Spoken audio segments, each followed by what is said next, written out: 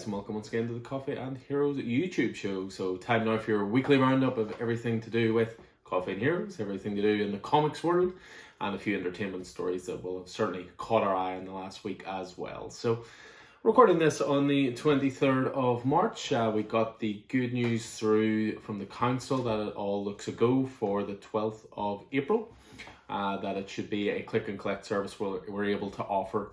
So essentially Smithfield itself will be open. It will be a click and collect service only. It will be a very limited amount of people in the store at once. There will be no sit-in facilities for now, but again, hopefully these are the steps that are being taken that will get us back to a form of normality and allow us to, enjoy that community aspect of the business again. But what it's going to be is we are finalising the details, but it's essentially going to be 3 days a week that we're open. Because there's no point being there 6 days a week because it's click and collect. It's not hoping that you get footfall of people randomly in town and stuff like that. It kind of goes against the whole idea of what this is trying to achieve.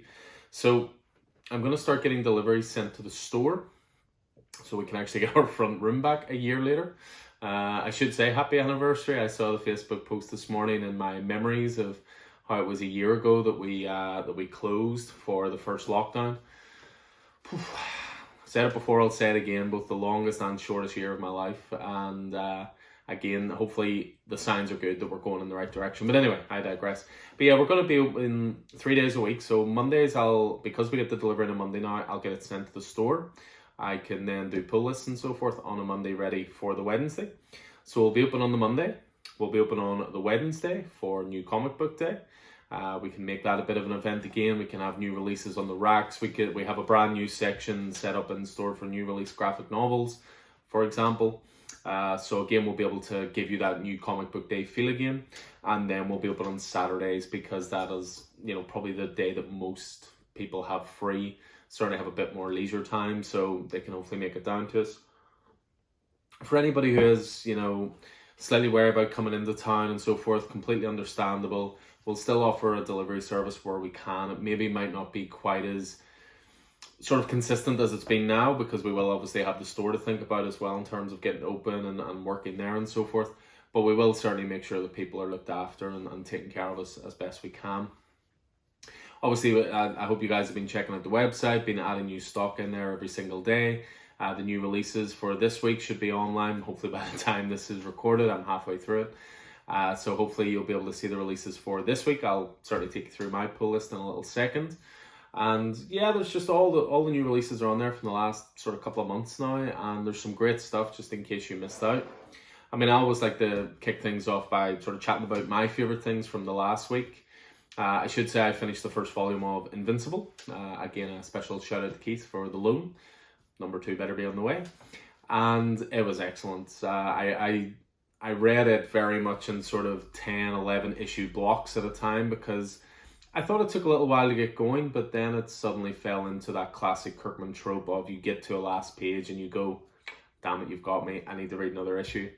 So the animated series of that hits this weekend, so looking forward to that. We do chat about it a little bit more in the podcast. You can certainly check that out. Obviously, we had the Snyder Cut this week as well. I am going to be doing a separate video for that. I know a few people are quite anxious to hear my thoughts on it. The main thing I'll just say at this point is I'm so glad this movie exists above all else. So I'm on my second watch through at the moment and making some notes and working out reviews and, bits and pieces. So that will be coming in the next day or so. And yeah, I have a lot to say on it. So that's that. But yeah, back to the comics and stuff from the last week that I'd enjoyed. Now, we did record and release a brand new reviews podcast that went live last night. You can certainly check that out through our podcast network. You can check it out on the website. There's always the latest podcasts uploaded there. But we go into these in a bit more detail. We'll just take you through them quickly. This week, I loved Superman Red and Blue. This is an anthology collection. I believe it's going to be 4 issues in total. And it's essentially giving top-level artists, writers, and creators the chance to write shorter Superman stories. So you had 5 stories in this one from talent involving, including John Ridley, Brandon Easton, Steve Lieber, Wes Craig, Dan Waters, Marguerite Bennett, Jill Thompson. This was fantastic. I think I was in the right frame of mind to read it because I had just rewatched Man of Steel in anticipation to watch the Snyder Cut. And I was just in a very Superman train of thought. But yeah, that is excellent. Next up, it did not disappoint after months of hype and looking forward to it. Nightwing 78 hit, so the first issue of Tom Taylor's run and Bruno Redondo on art. So as you can see, Infinite Frontier logo on there. This is a brand new beginning, brand new jumping on point for anybody who's not familiar with Nightwing. You know, I read this in bed, and as soon as I finished it, I handed it to Vicky, and she just sort of looked at me and went, I don't know anything about Nightwing. I just said, just read it. And yeah, she loved it. So usual Tom Taylor fare, heroic, funny, touching, great character work. And yeah, the art by Bruno Redondo is fantastic. So that was really, really good. I quite enjoyed Justice League. This is 59, so this is the first issue of, again, the Infinite Frontier branding for Justice League. Brian Michael Bendis taking over writing duties, and art is by David Marquez.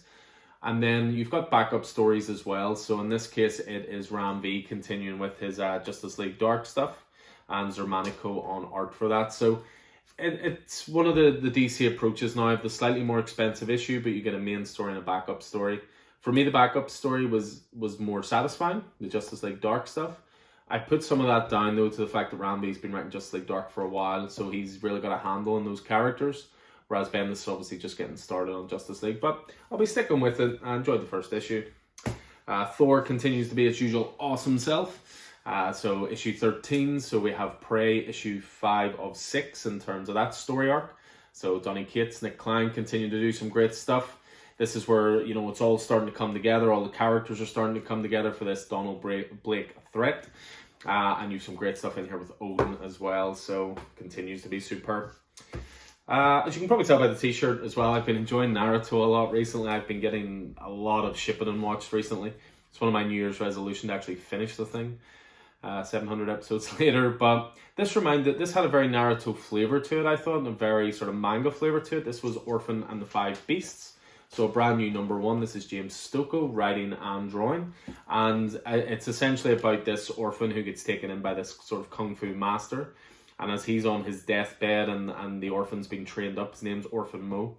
The master basically says, look, there are 5 people I need you to kill. I trained these guys, they went down the wrong path, the world's in danger, do this for me as my dying wish, essentially. But this was great, just tons of fun, great artwork the whole way through especially, and that's really nicely set up for the rest of the series, which I believe is just going to be 4 issues, so quite short, but thoroughly excellent. So that was from the last week, but what have we got on the books this week? So again, this is just my pull list, usual size. So a mixture of indie, Marvel, and DC. So kick things off with Abbott 1973. This is Saladin Ahmed. This is up to issue 3 now, I believe. And really dug the first 2 issues, or the first couple of issues of this. It was a series that I held back a few issues just to get a bit more of a flow to it. But really, really good first issue for that. On Keith's recommendation, and again, you can check out the podcast last week for more info on it, I picked up the first 2 issues of Blade Runner Origins. So this is going back to the first Blade Runner movie and going into the origins of the replicants. So first 2 issues there. We have the next issue of Dune, House of Atreides. So we're up to number 5 of that. A title I've really been digging, I think I've spoke about it on here before, is Haha, which is the latest W. Maxwell Prince title, he of Ice Cream Man. And every issue seems to just run with the theme of a clown, and there's tragedy, there's comedy, there's horror, and it's a different character each time. But first issues that have been superb. New Months in Future, need I say more? Still one of the best series on the shelves. The first 3 volumes of that are out in trade, so just in case you fancy doing a bit of a catch up on the first 2 trades, beg your pardon, are out on that in trade, just in case you fancy catching up on that. Just such a great title. Issue 2 of Paranormal Hitmen. Quite enjoyed issue 1 of this. This is from a smaller label. This is Behemoth Comics. So look forward to that. Issue 1's I'm pretty sure on the website. We've got Post Americana number 4. So this is a Steve Scross series. He was someone who did a great mech series a few years back with Brian K. Vaughan called We Stand on Guard. I haven't read any of this yet. I've actually been sort of letting them tot up a wee bit, so I've got 4 issues there to jump into. We have Stray Dogs number 2. This is essentially a horror title, but all told from the point of view of the dogs. Better than it sounds, certainly by issue 1 anyway. I thought it was great. We have the last issue, I believe, of Year Zero Volume 2. So again, continuing to enjoy that Benjamin Percy title, one Jose Rip on art. So that'll bring an end to that. So that's the indie side of things. Some big titles from the big two this week, though. So first of all, we have Philip Kennedy Johnson and Salvador Larroca's take on Alien. So this is a brand new original tale. Last year, Disney completed their buyover of 20th Century Fox, so Marvel Comics got the rights to the Aliens and Predator franchises. We will be doing a previews podcast soon, hopefully sometime this week, and in the latest Marvel book is Predator #1, so they're going fully fledged on these franchises.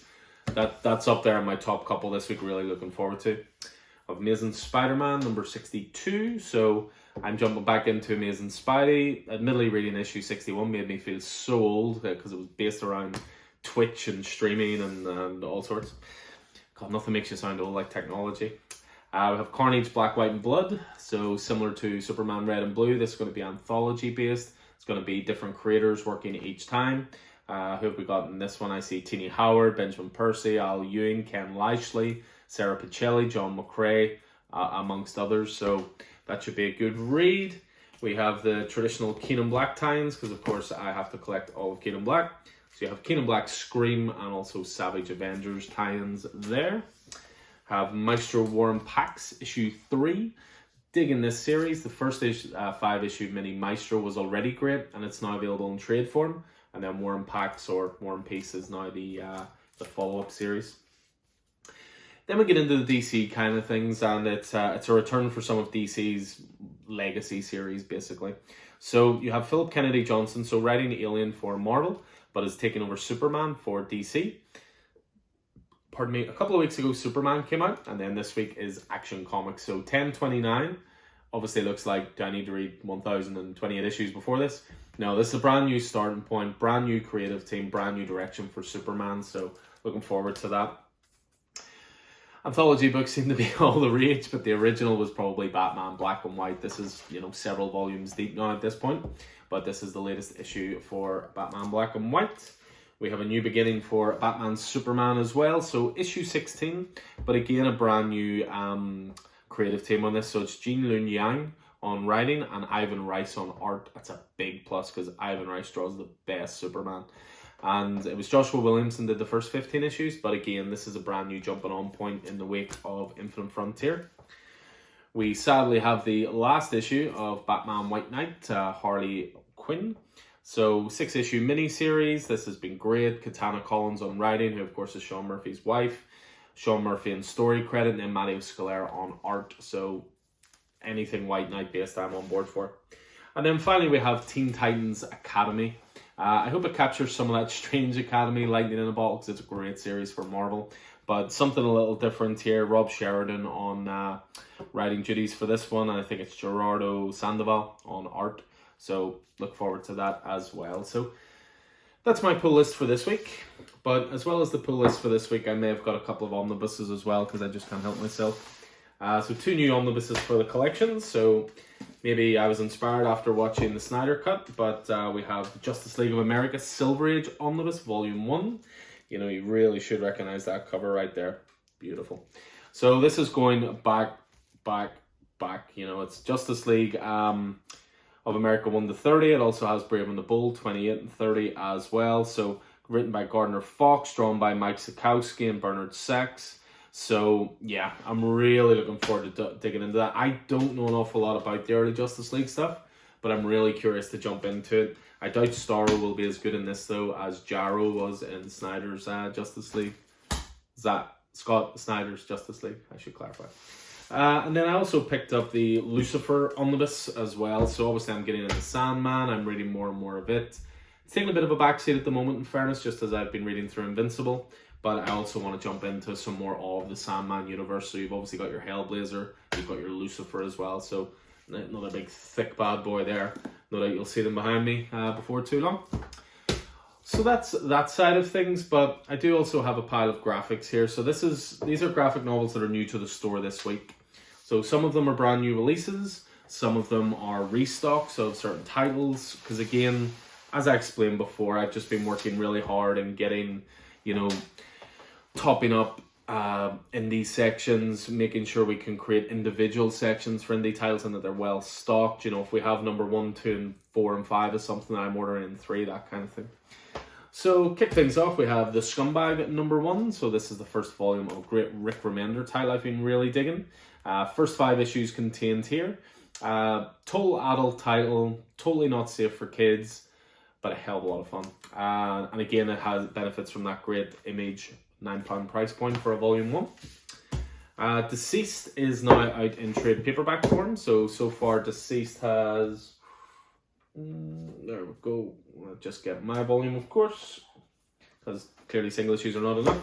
So far it's just been available in a hardcover, so it has, they're pretty much the same size actually in terms of the artwork and so forth, but it's just been released in basically in floppy, so a little bit cheaper for one of the best DC stories of the last few years. You have a new Marvel one, Werewolf by Night, so a newer take on that. So this is the 4-issue miniseries by Taboo, B. Earl, Scott Eaton, Scott Hanna, and Miroslav Merva. I'm getting more and more of these epic collections in, so these are the classic Marvel stories. These are, you know, color reprints of X-Men, of Fantastic Four, of Avengers, of Daredevil, of all sorts, Spider-Man. So this essentially functions as volume 3 of X-Men. This covers 1968 to 1970, and the main storyline is the Sentinels live. So you've got some Ray Thomas on there, you've got Neil Adams, you've got Jim Steranko, you know, you've got some really top-level creators there. So that is X-Men. We have Conan the Barbarian, Into the Crucible. So this is where Jim Zub took over the Conan title from Jason Aaron and has not skipped a beat on quality. Great stuff. We have Oblivion Song Chapter 5. So this is sort of known as Kirkman's other series. But it's 30 issues in now, and this one covers 25 to 30 of Oblivion Song. So volume 5, we have I Will Never Stop Banging the Drum for Nailbiter. Again, one of my favorite series. This is the 2nd volume of Nailbiter Returns, or the 8th volume of Nailbiter in total. And this covers issues 6 to 10, which ended so well. And hopefully there's going to be more Nailbiter. Another epic collection. This one is Fantastic Four. This is essentially covering volume 2. And this is 1963 and 1964. So this is proper early Fantastic Four. Storyline called The Master Plan of Doctor Doom. And this is Stan Lee, Jack Kirby. That's real golden era stuff there. We have the 2nd volume of Undiscovered Countries. So Scott Snyder and Charles Soule and Giuseppe Camuncoli's brilliant take on America, if it cut itself off in the word. So volume 2 of that covers up to issue 12. We have We Only Find Them When They're Dead, which is the Al Ewing, Simon DeMeo sort of mech gods title. Hard sci-fi in this. And this seems to be a new thing as well. Boomer doing. They have this £7.50 price point for a volume 1. Just having the undercut image that little bit. But you're getting plenty for it. It's 5 issues again. So that's volume 1 of that. Really good image series we just got back in, which is Skyward, which is all to do with the world where gravity no longer exists. It was just 3 volumes in total, so it was, but really good read that. Marvel have been putting out these hardcover select editions as well, so getting classic stories and releasing them all in one. So recently we got in Venom Rex, which was the first part of Donny Cates' run. We got in Captain America Winter Soldier. So this is a classic Garth Ennis Steve Dillon Punisher, which was a storyline called Welcome Back Frank. And again, this is classic era Punisher stuff. You know, you've got the artist, the Preacher on this, and Garth Ennis. Come on, what more do you need? A couple more just to finish off with. Again, I'm continuing to get more and more of the Rebirth Deluxe books in. We have the 2nd and 3rd volumes of Nightwing in the store, so I had to make sure to get volume 1 as well. So that's the Rebirth one, which kicked off with Tim Seeley.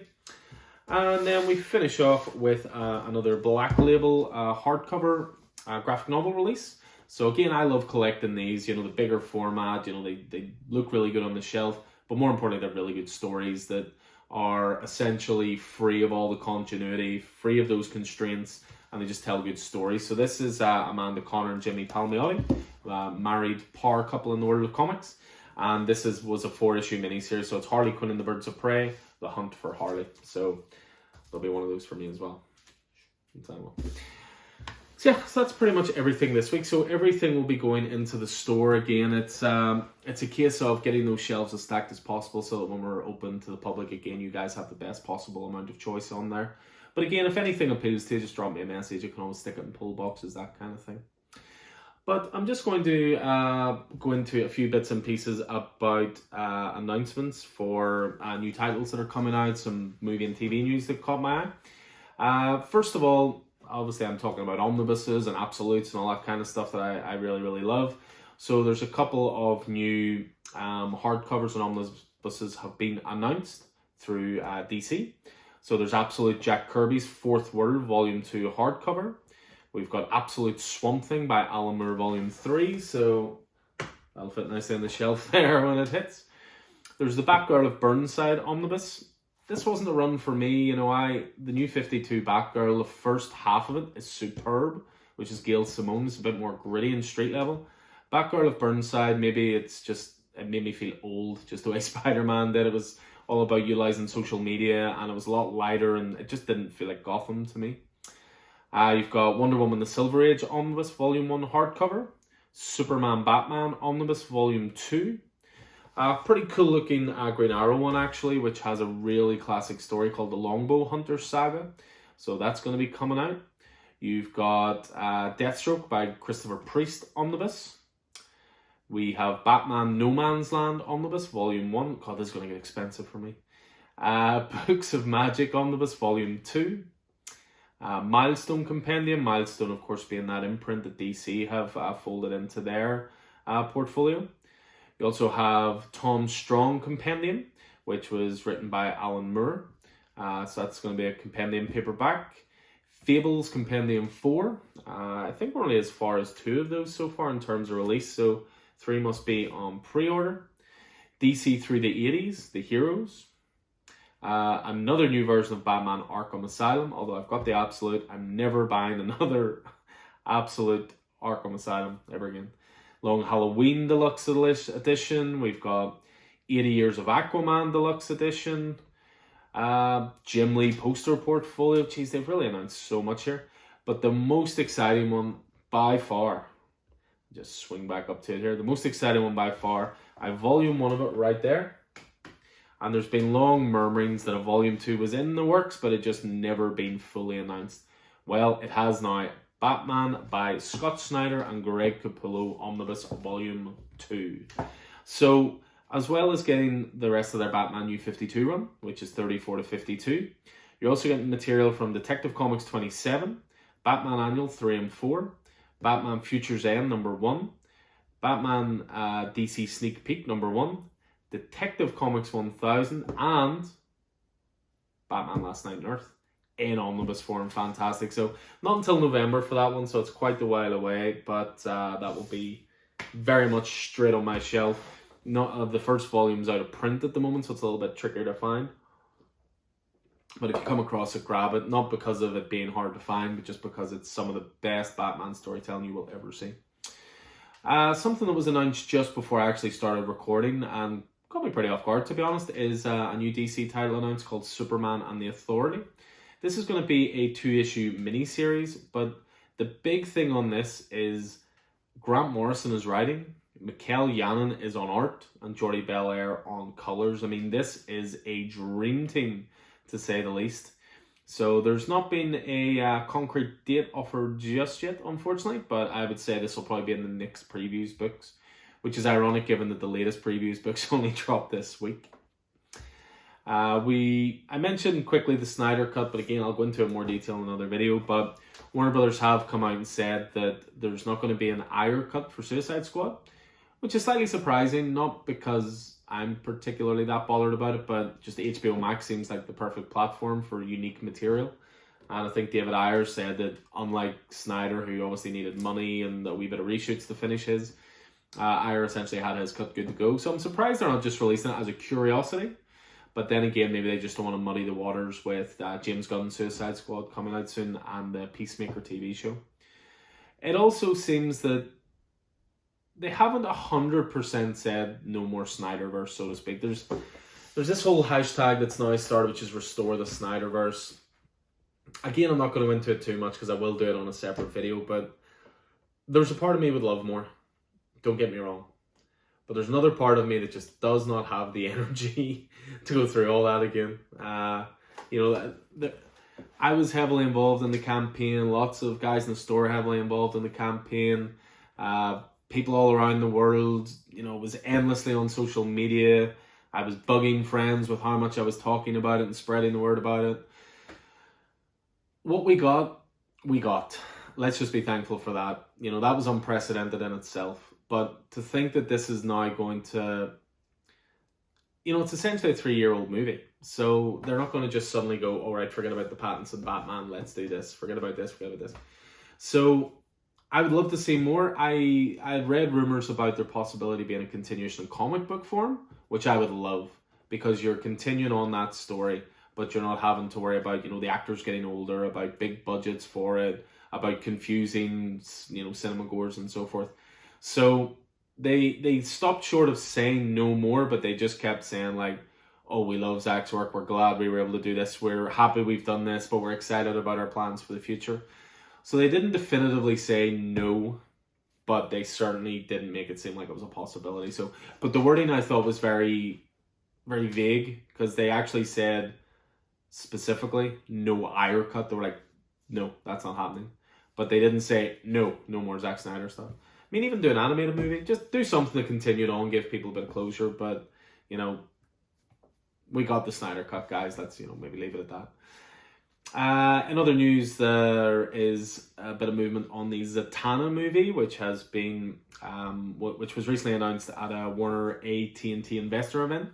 And they've actually got a writer who is a showrunner on Killing Eve and directed a movie called Promising Young Woman, called Emerald Fennell, and she is going to write the Zatanna movie.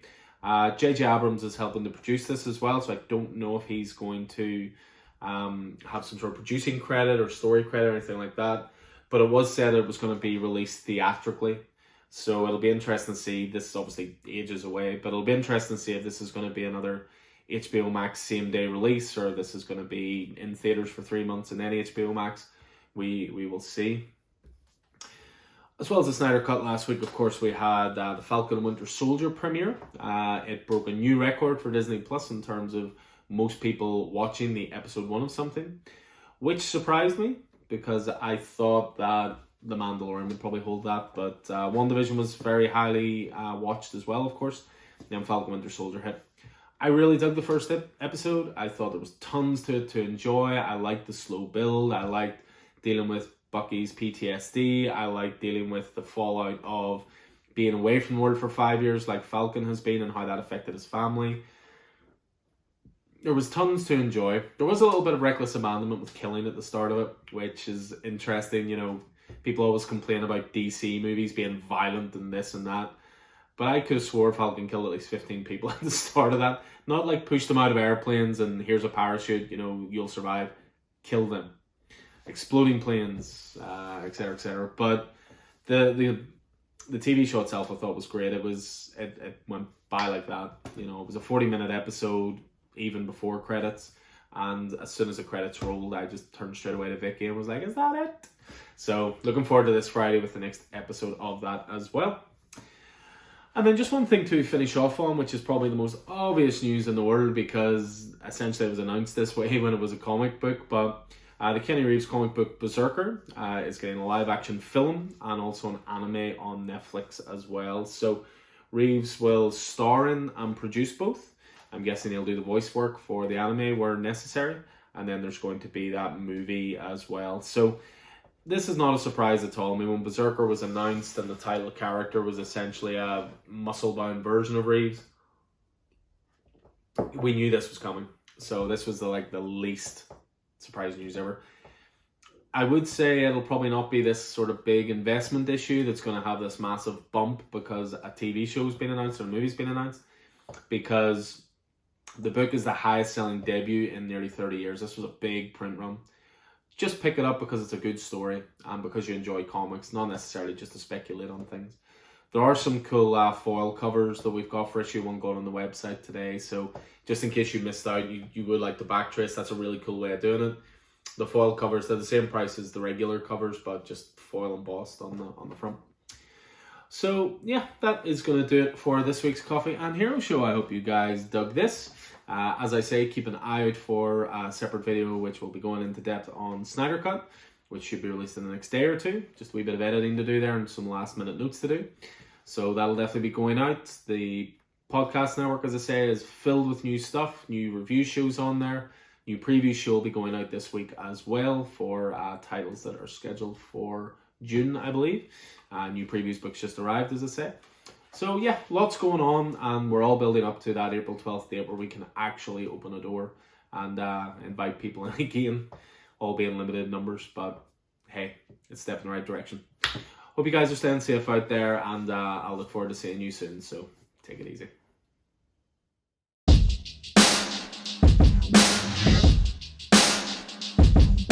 Hey guys, and just a little post-credit sequence for you as well, as I realized it wasn't in my pile there, simply because I'd read it last night. I'd mentioned DC Legacy titles are out this week. I'd already mentioned Action Comics. Also out this week is Detective Comics. So 1034, this is Mariko Tamaki and Dan Mora on this one. And then you have a backup story of Robin, which is from Joshua Williamson and Gleb Melnikov. First issue was great. Therefore, when I was going through and editing the video, I realized I hadn't mentioned it. Definitely pick that up. And again, a perfect starting point. Brand new creative team. And if you enjoyed their Future State Dark Detective stuff, you'll love this. Bye.